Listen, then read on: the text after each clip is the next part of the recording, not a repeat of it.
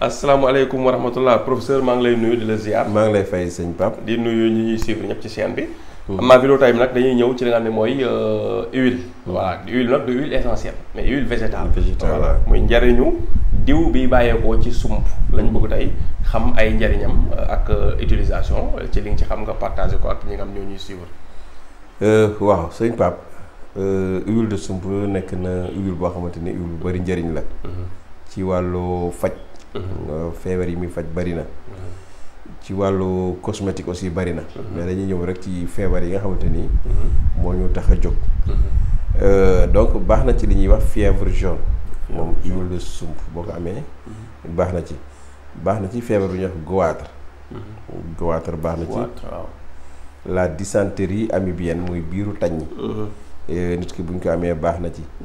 ñi nga xam ne waaw sump bi waaw ñi nga xam dañuy amee ak amygdale. amygdale moom it buñ ko utiliser baax na ci. ñi nga xam ne dañuy amee bronchite.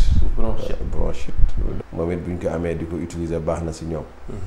ñi nga xam dañuy amee xel buy teey qu'on appelle la nausée. nga xam ne seen xel day teey lu ci bëri.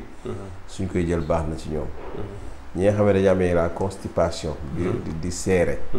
suñuy jël huile de sump boobu. baax na ci ñoom. ñi nga xam ne dañu amee cholestérol. cholestérol tamit buñ koy jël di ko utiliser. huile de sump bi baax na ci ñoom. ñi nga xam ne dañu amee rhumatisme. rhumatisme muy tànk yu métti ak yooyu. wala ndigg luy métti ba ci yaram yu métti ak yooyu. bu ñu amee huile de sump bi.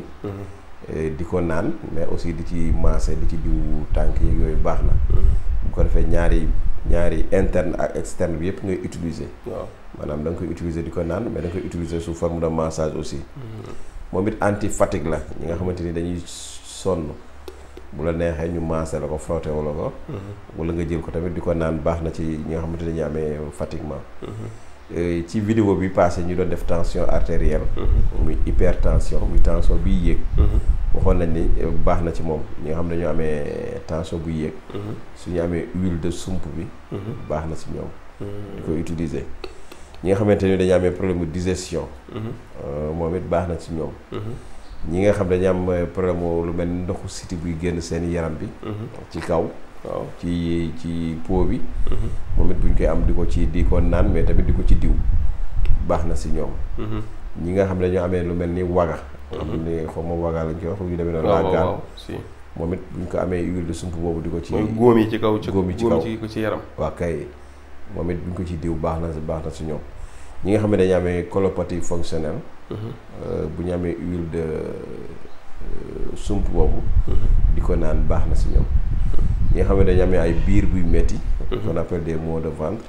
moom it bu ñuy utiliser garab boobu. huile de sump bi.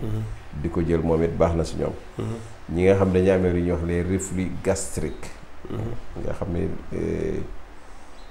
biir day yuuxu fu mu toll. day yuuxu di waaw mel ni luy kii. géex ak dafay fañ toll mel ni waaw lu mel ni bu ñu lekkee day yéeg di wàccaat. noonu bu ñu amee huile de sump bi duñ koy utiliser baax na si ñoom. ba ci jigéen ñi nga xam ne dañu am les règles douloureuses nga xam ne bu ñu gis mbaax bu ñu gis règle day metti ñoom tamit bu ñu amee huile de sump bi di ko naan baax na si ñoom.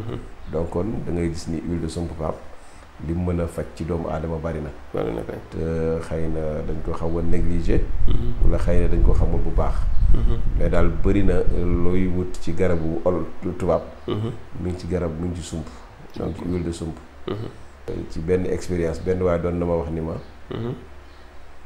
li yonent bi ni xabatu sawda day faj li shifaa'un li kulli daa day faj bépp feebar. mu ni moom ci ay recherche am. def na ni dafa bu ñu doon méngalee xabatu sawda dañ koy méngale ak sump suñu garab. donc kon pour wane ni njariñ. moom la bokkal ay njariñ daal. waaw kay exemple. kon pour wane ni sump bëri na njëriñ. kon huile bi mi ngi noonu ñëpp ñoo xam ne bëgg nañ ko utiliser ci niñ ko waxee noonu. mën nañ koy utiliser. donc bu ko defee yooyu yëpp ñu ci wax nag yaakaar naa ni am nañ ci yaakaar ni mu nekk na ci jàngoro yoo xam ne war na ko mën a faj. incha allah dëgg la macha allah loolu professeur am na solo. muy li nga xam ne mooy sump te mu nekk fii am na suñu réew. réew voilà duñ ko jéggaani. yaakaar naa dañ koy jaay un peu partout.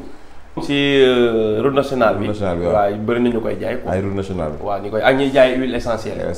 waaw dañ koy jaay. muy magasin yi nga xam dañuy def produit bio. waaw dañ koy jaay. même man mii sax maa ngi xalaat nu ma ci kiiyee. pour huile de sump bi di ko ma commencé liggéey maa ngi ci xalaat la. donc parce que mi ngi jógee ci xoox sump bi ñuy màcc rek. saal bi ci biir. effectivement waaw ci lañ koy def rek waaw huile bu naturel bi nag la. naturel waaw. kon professeur bu fekkee am na loo ci bëgg a sànni. nga sànni ko si ñu jox rendez-vous ñu ñuy suivre.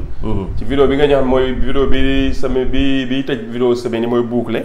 dañuy ñëw ci loo xam ne benn conseil ci idée économique boo xam ne di nga ko joxe.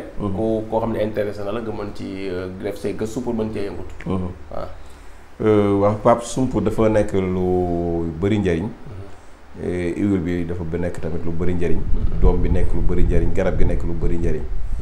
donc defe naa yàgg naa waxoon nañ ci ay vidéo yu bëree bëri.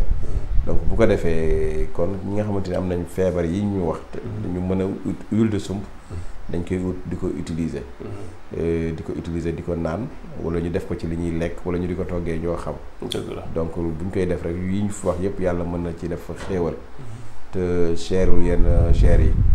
donc waaw xam naa ni comme ni ma ko waxee sànq xëy na ñu ngi ciy def ay gëstu. yoo xam ne dañ def ba fexe nan la ñuy amee huile pure bi nag laa wax. waaw di ko jaay incha allah. parce que nit ñaa ngi ñu koy laaj. surtout donc waaw. mais loolu dootul yàgg nag bu neexee yàlla incha allah. dëgg la incha allah. jërëjëf merci. jërëjëf.